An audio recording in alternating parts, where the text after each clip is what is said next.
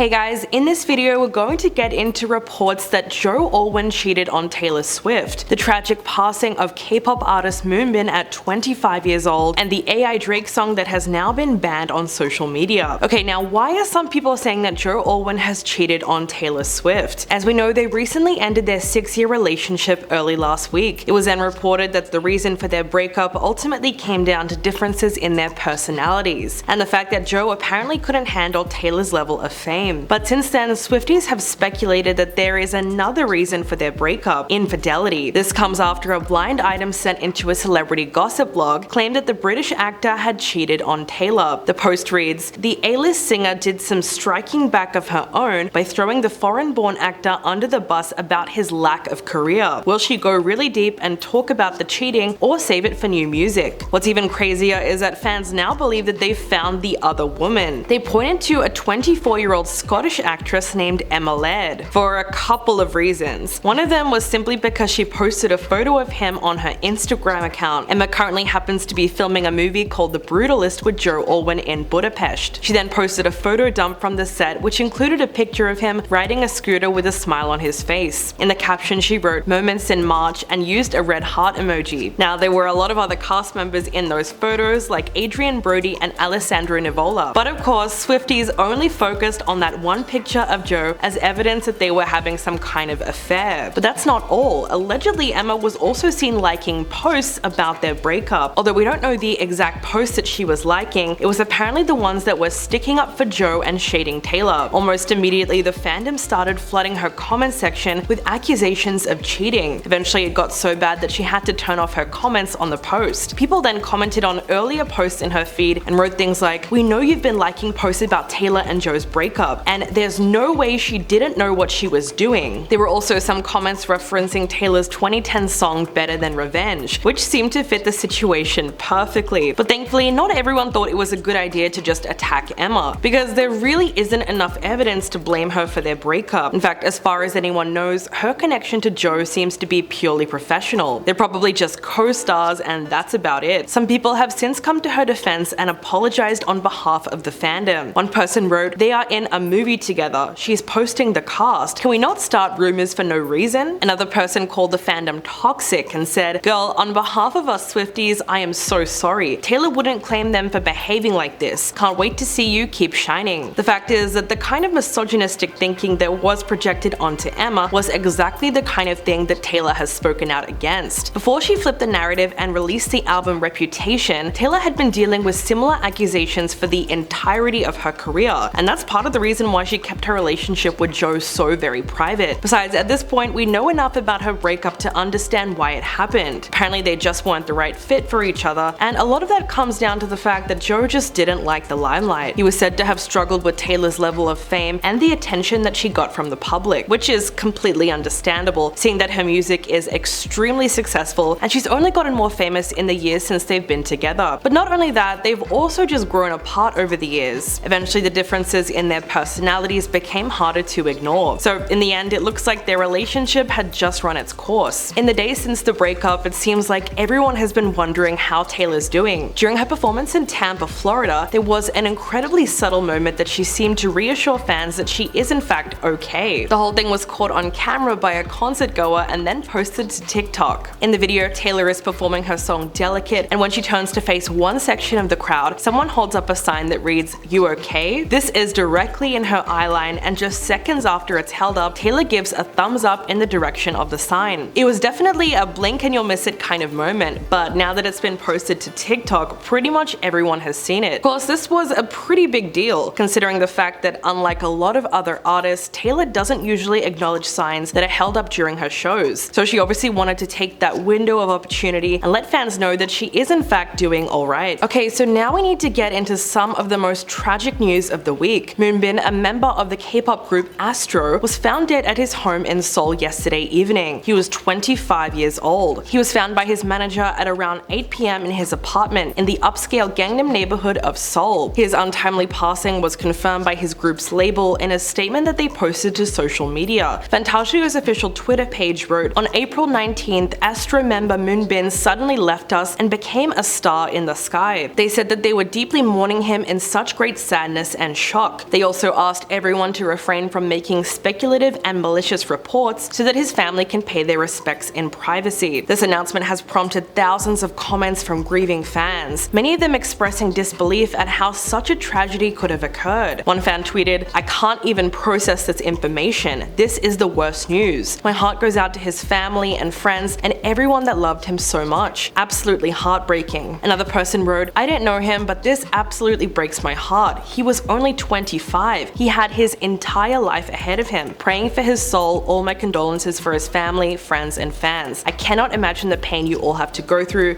Please be kind to each other." Several pictures online have showed fans laying flowers and notes at street memorials in South Korea and across other places in the world, like the US, Indonesia, and the Philippines. Some fans have also strung up purple and silver balloons, which are colors that were featured prominently at Moonbin's last performance in Thailand. The Seoul Gangnam Police Station has since released their own statement about the incident. They said, "It appears that Moonbin took his own life, but they are waiting for autopsy to determine the exact cause of death." Now, this news has once again opened up discussions surrounding toxic practices in the K-pop industry, the ones that have devastating consequences on idols' lives. Most people know that they're usually picked up by agencies at a very young age, in their early or mid-teens, and from that point on, they live a life under tight control. Their days are taken over by grueling singing and dance training. The trainees are also subjected to things like intensive diet plans to try and meet unrealistic beauty standards. And the list goes on and on. Some of them have even reported surviving on only water and fainting due to exhaustion. Then when a trainee finally debuts and makes it as an idol, the pressure from their label only increases. As you can imagine, this has a disastrous impact on their mental health. Moonbin entered Fantiajo's training program as a child. He had his acting debut in 2009 in the popular K-pop drama Boys Over Flowers. Then in 2016, at the age of 18, he joined Astro. The group originally had 6 performers and they went on to release 3 albums, before one of the members of the group left in March this year. Moonbin was known as an all-round performer and he was Astro's most celebrated dancer. While his international fame was not exactly on the level of BTS or Blackpink, he was wildly popular in South Korea. In the hours since news of his death was announced, fans have already pointed to something that happened during a recent concert, which was deeply troubling. While Moonbin was on the Diffusion tour with Sanha to promote their latest EP, he did a live broadcast over social media and told fans that he has been going through a difficult time. He said, "I want to confess one thing. I'm actually feeling really bad. There might have been a lot of signs from which people could notice since the concert started, so I'm also very sorry to you guys. I chose this job so I need to be happy, so that I can make fans happy as well." Of course, there is still so much we don't know about how or why this tragedy happened, so right now we just have to wait for the final report to come out before we can find out any more details. And now, have you heard Drake's new song with The Weeknd? The track called Heart on My Sleeve was posted on TikTok a few days ago, and it's already been played more than 9.2 million times. It's also gotten more than 250,000 plays on Spotify, so it was absolutely popping off before it got completely removed from the internet. This is because it was created using AI technology. It literally has nothing to do with Drake or The Weeknd. They had no say in the production. Their voices were copied and reworked to make the song. But the scary thing is, you really can't tell. It was posted by a mysterious person cloaked in a white sheet and sunglasses who goes by the name Ghostwriter977. We don't know much about them aside from the fact that they captioned the video saying, "This is just the beginning." So that sounds a little eerie. The track opens with some repetitive piano notes that transition into a bass beat. We then hear the AI version of Drake rapping about Selena Gomez, and The Weeknd responds with a verse where he insinuates that she cheated on him. The song does have a scratchy, low-quality vibe, and the vocals are sometimes a little slurred and glitchy, but the general consensus is that it's a total banger. In fact, many listeners have said that they don't care that it's AI because it's just that good. In the comment section, people wrote things like, "I like it, but I feel like I'm not supposed to." And this is about to be the first AI platinum record. So how did Drake respond? Well, it's safe to say that he's pretty pissed off. We already know how he feels about AI because he's previously spoken about it on his Instagram story. In response to an AI-generated cover of him rapping Munch by Ice Spice, he wrote, "This is the final straw, AI." So he's obviously pretty threatened. Universal Music Group has also spoken out against the fake song in a statement of their own. They said, "The training of generative AI using our artists' music begs a question as to which side of history all stakeholders in the music ecosystem want to be on. The side of artists, fans, and human creative expression, or the side of deepfakes, fraud, and denying artists their due compensation. Now, there's no doubt that it's wrong or at least pretty questionable to make AI music, but the thing is, lawmakers are struggling to catch up with how fast technology is developing. In fact, there's already a ton of loopholes for people wanting to get in on the trend. For now, streaming services like Spotify and YouTube are trying to do the right thing and take these kinds of songs off their platforms, but they don't actually have a legal obligation to do that, which means AI music could one day be topping the charts, and no one would really be able to do anything about it. For there to be a copyright issue, AI would have to create a song that sounds like an already existing song. But some of these programs like Music LM have been trained on 280,000 hours of music that already exists, and with that sample size, of course they're going to be able to come up with something that sounds completely unique. This whole thing has created a giant gray area where it's technically legal for AI to rip off hardworking human musicians. That's why a coalition of artists and their record labels have now come together to back something called the Human Artistry Campaign to fight the growing trend of producing AI music. They're supported by the Recording Industry Association of America, which includes Universal Music Group, where Drake and The Weeknd are a part of. They've now published 7 principles to support human creativity and accomplishment, one of these being the use of legal copyright, which AI music producers must comply with so the songs aren't passed off as if they're written by the actual artist. It is worth mentioning though that not everyone is against it. David Guetta is actually a pretty big supporter of AI, and he regularly uses computer-generated music in his songs. He recently used a site called UberDuck AI to mimic the voice of Eminem and add it to one of his songs. He explained that he thinks the future of music is AI, but it can only be used as a tool because nothing is going to replace taste. He said, "What defines an artist is you have to have a certain taste. You have to have a certain type of emotion that you want to express, and you're going to use all the modern instruments to do that." But even if you try and look at it in that kind of a positive light, AI is still going to have a massive impact on the music industry. So what do you guys think about that? Do you think it's dystopian, or do you think it's a good idea? Let me know in the comments below, and I'll catch you in the next video.